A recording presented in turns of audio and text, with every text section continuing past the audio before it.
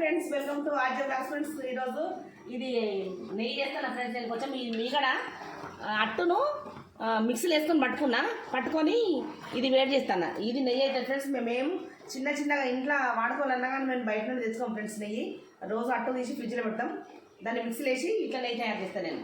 ఓకేనా, ఇది రెడీ అయినాక చూపిస్తాను. ఇక్కడ వేడి చేస్తున్నా ఫ్రెండ్స్. నెయ్యి తయారైంది.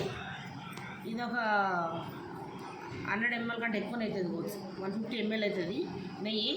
ఇది మంచి టేస్ట్ ఉంటుంది ఫ్రెండ్స్, మన కల్తీ లేనిది ఇది. ఓకేనా,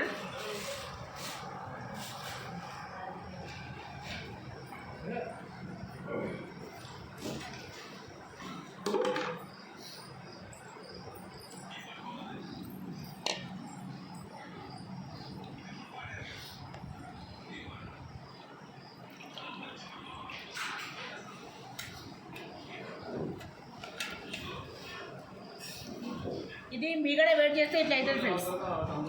మనం స్టవ్ మీద పెట్టుకొని సిమ్లో పెట్టుకోవాలా. ఇట్లా అయితే తర్వాత ఇది నెయ్యి